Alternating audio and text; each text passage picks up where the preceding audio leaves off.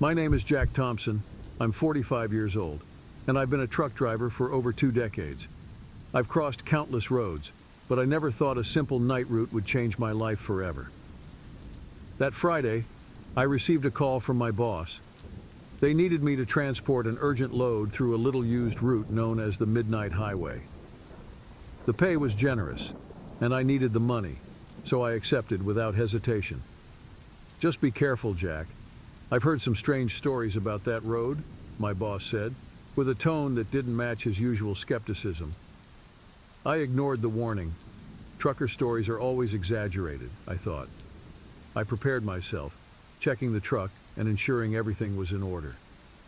At 11 p.m., I began the journey from Sacramento, California, heading into the state's interior, facing the darkness that swallowed the road ahead of me. The road was deserted, and the darkness seemed like a living entity, lurking in every curve and hill. I tuned the radio to distract myself, and found a station I had never heard before. A soft and soothing female voice filled the cab. "Good evening, Midnight listeners. This is Lisa, bringing you stories and legends from our beloved highway," she said. I smiled, thinking that company, even just a voice on the radio, would be welcome. The stories Lisa told were intriguing, but I began to notice a pattern. They all involved mysterious accidents and disappearances on the Midnight Highway. And the last story tonight is about the man in the gray suit. Many truckers claim to have seen this mysterious figure on the road. He appears suddenly and disappears soon after, always looking directly at the driver, Lisa narrated, with a slight hesitation in her voice. I nervously laughed. "Urban legends," I muttered to myself, but I couldn't help but turn up the radio volume. As I continued down the winding road, something caught my attention ahead. A figure was standing on the shoulder. I slowed down, thinking it might be someone in need of help, but as I got closer, I clearly saw what looked like a man in a gray suit, staring intently at me. A chill ran down my spine. I blinked, and he was gone. Must be the fatigue, I thought, trying to convince myself. I kept driving, but I couldn't get the image of the man out of my mind. Lisa's voice on the radio became my only anchor to reality. "If you're listening to this, know that you are not alone. This road holds many secrets. Stay alert and drive carefully," she said, as if speaking directly to me. The road seemed endless. The darkness around me was almost palpable, and the feeling of being watched grew with every mile. "Jack, if you can hear me, you need to get off this road, now." Lisa's voice sounded urgent, almost desperate. My heart raced. How did she know my name? "Lisa, who are you? How do you know my name?" I asked, feeling a mix of fear and curiosity. "I was a trucker like you. I died on this road 5 years ago. The Midnight Highway is cursed. The man in the gray suit is not a legend. He is real, and you are in danger," she explained, her voice trembling with emotion. The revelation shook me deeply. Fear took hold of me, but I knew I needed to stay calm. I kept driving, but now with a new determination: to survive. The man in the gray suit appeared again, this time right in the middle of the road. I slammed on the brakes, swerving to avoid hitting him. The truck skidded, stopping a few meters from a cliff.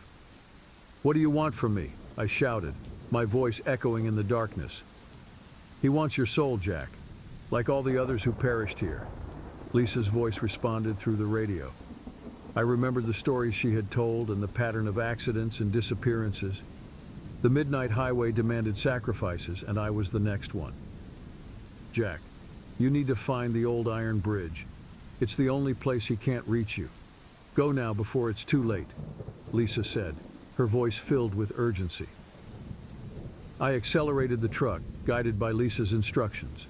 The road seemed to fight against me, with treacherous curves and unexpected obstacles at every turn. Finally, I saw the iron bridge, old and rusty, but still intact. I crossed the bridge, feeling a strange sense of relief. The man in the gray suit vanished, as if banished by the very structure of the bridge. You did it, Jack. You're safe. For now, Lisa said, her voice weakening. Lisa, thank you. I don't know how to repay you, I responded, emotional. Live, Jack. Live for all of us who didn't make it. And please tell our story, she said, before the radio went silent forever. I arrived at my destination at dawn, exhausted but alive. The story I lived through that night will never be forgotten. I returned to normal life, but with a new mission: to tell the stories of those who perished on the Midnight Highway and ensure no one else falls into its trap. The Midnight Highway is still there, waiting for its next victim. But thanks to Lisa, I managed to escape. And now I share this story so everyone knows the danger lurking in the shadows of that cursed road.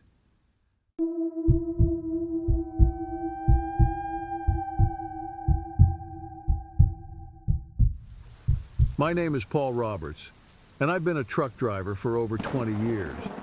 I've traveled many roads across the United States, experiencing firsthand the dangers and beauty of the less traveled routes. However, nothing compares to what I experienced on one of my night trips through the interior of Texas. It was a moonless night, which made the darkness even denser. I was hauling a load from San Antonio to Dallas, and as usual, I was listening to my CB radio while trying to stay awake. The sound of the truck's engine and the static from the radio were my only companions on that lonely road, surrounded by dense forest on both sides. Everything was normal until suddenly, my headlights illuminated something that made me shiver from head to toe. A tall, thin figure dressed in old clothes was standing by the side of the road. The man seemed to be watching me, and even with my truck's headlights shining on his face, he maintained a blank expression, without any reaction. At first, I thought it was just a passerby or a lost traveler, but something about that figure made me extremely uncomfortable. I called my friend Steve on the CB radio, who was a few miles ahead of me. Steve, did you see anything strange on the road? I asked, trying to stay calm. Nothing, Paul. What did you see? He replied, his voice full of concern. A man. He was standing by the side of the road, looked strange, I explained. Maybe you need a break. These night drives can play tricks on our minds, Steve suggested. I agreed that a break might do me good and decided to stop at the next gas station. When I arrived, I got out of the truck and went straight to the diner. There, I found some fellow truckers chatting and decided to join them. After a few minutes of small talk, the discussion turned to ghost stories and urban legends. That's when one of them mentioned the legend of a man who tragically died on a nearby road. The story goes that he was a good Samaritan, always helping drivers in distress. One day, he was run over while trying to assist a trucker. Since then, they say his spirit appears on the road to warn about dangers. One of the truckers recounted, in a grave tone. Those words lingered in my mind as I got back into my truck. Once back on the road, I felt uneasy again, as if something or someone was watching me. The road was deserted, but the feeling of being watched did not leave me. And then, there he was again, the same figure, standing in the same place, as if he hadn't moved an inch. I felt a cold chill run down my spine, and my hands started trembling on the wheel. I decided I needed to understand what was happening, so I stopped the truck and got out, walking towards the figure. The closer I got, the clearer the details of his appearance became. Faded clothes and a deeply sorrowful expression. It seemed as if time had stopped for him. "Who are you?" I asked, my voice barely a whisper. I received no answer, but a strange sense of calm washed over me. It was as if, somehow, the spirit wanted to convey a message. Suddenly, a thought occurred to me. Maybe he was trying to warn me about something. I got back into the truck, still feeling that presence around me. I drove slowly, paying attention to every detail of the road. Then I saw, further ahead, a sharp curve, and just beyond it, an overturned truck blocking part of the road. If I hadn't slowed down, I could have collided with the wrecked vehicle. The presence of the figure vanished as soon as I passed the obstacle. I felt a mix of relief and gratitude. Perhaps the legend was true, and that spirit was indeed there to protect me and warn me of imminent danger. Since that night, I have never seen the figure on the road again. But what happened is forever etched in my memory. Now, every time I pass that stretch, I slow down and silently thank the man who, in some way, saved my life. And so, I continue my travels, always alert, with the certainty that on the dark and lonely roads of the United States, there is more than meets the eye. After that experience, I shared my story with other truckers at stops and diners. Many of them had heard about the spirit of the Good Samaritan, but few had had such a close encounter as mine. Some say he's an urban legend. Others firmly believe he's real. As for me, I know what I saw and feel a strange peace when I remember that night. No matter how much we try to explain the phenomena that occur on the roads, there is always an element of mystery that eludes us.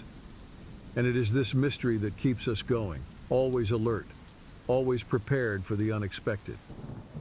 In the solitude of the night, as the miles roll beneath the truck's wheels, I think of that man and thank him for being saved by a benevolent spirit. And so, I continue my journey, knowing that we are never truly alone on the road.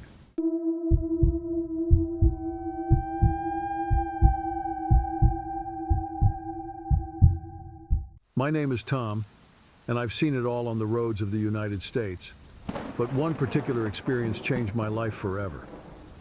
It was while I was driving through the rural roads of Kansas at night. I was hauling a load of grain from Wichita to Kansas City. The torrential rain and thunder made the journey even more challenging, and the deserted road only increased the sense of isolation. The sound of rain hitting the windshield and the engine noise were my only companions that night. Suddenly, my headlights illuminated something strange in the middle of the road. A solitary figure dressed in old clothes was standing in the roadway. The figure appeared to be a woman, with long dark hair and a look of despair on her face. I was paralyzed for a moment, unsure if I was seeing things because of fatigue. I stopped the truck abruptly and got out, running towards the woman. "Hey, are you okay?" I shouted over the noise of the rain. She didn't respond, just looked at me with those sad, tired eyes. When I got closer, she disappeared before my eyes, leaving only an intense cold in the air. I returned to the truck, trembling, and tried to call my friend Jim on the CB radio. "Jim, are you there? I just saw something strange on the road." The static on the radio was strong, but I managed to hear his response. "Tom, what did you see?" "A woman, or at least I think it was a woman. She was in the middle of the road and then disappeared. I've never seen anything like it." "Maybe you're just too tired, Tom. The road can play tricks on our minds. Take a break at the next stop." I followed Jim's advice and continued driving until I found a gas station. There I went into the diner and ordered a strong coffee. There were some other truckers in the place, and I ended up joining them. The conversation soon turned to strange stories that everyone had heard or experienced on the road. One of the truckers, an older man named Jack, mentioned a local legend. They say that many years ago, a young woman died on this road in a tragic accident.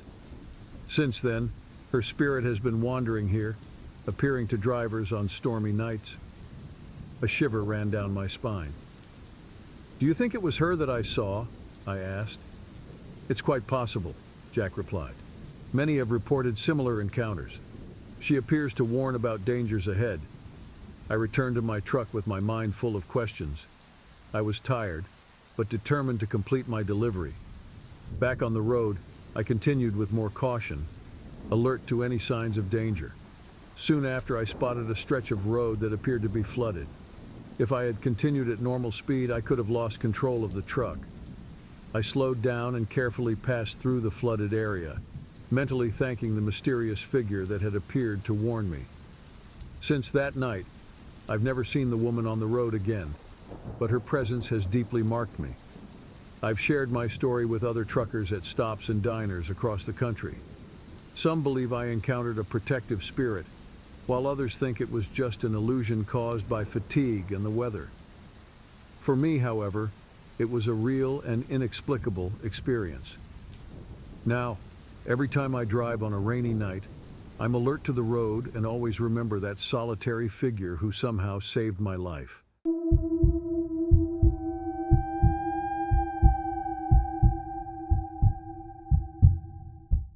My name is Carter. I was driving through Texas at night.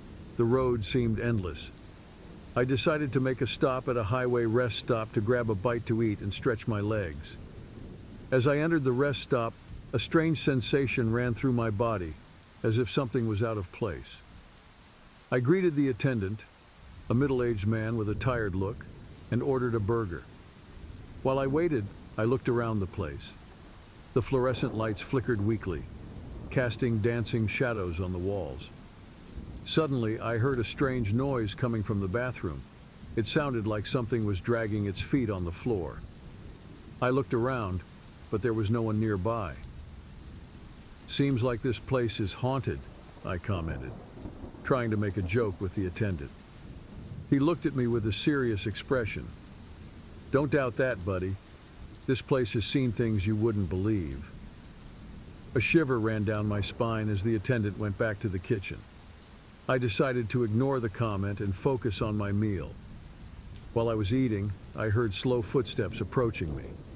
I turned around quickly, but there was no one there. A feeling of discomfort grew inside me, and I decided to get out of there as quickly as possible. Before leaving, I decided to use the bathroom. As I entered, I saw something that left me paralyzed with terror. Reflected in the mirror, I saw a pale and distorted figure standing behind me. Its eyes gleamed with a sinister light, and a malevolent smile played on its lips. Frozen with fear, I slowly turned to face it, but it had disappeared. I ran out of the bathroom, leaving behind the eerie rest stop. As I got into my truck, trembling with fear, I heard a low laugh echoing in the air. I knew that night would never leave my memory. I drove through the dark desert road, my heart still pounding in my chest. I tried to convince myself that it was all just my imagination, but the feeling of terror persisted. As I drove, I saw something strange on the side of the road. A solitary figure shrouded in shadows watching me. I swallowed hard and accelerated the truck, wanting to get away from that place as quickly as possible. But, to my surprise, the figure didn't disappear. It continued to follow me along the dark road, getting closer and closer. A chill ran down my spine as I realized I wasn't dealing with something from the real world. Then, without warning, the figure disappeared into thin air, leaving behind only a sensation of intense cold.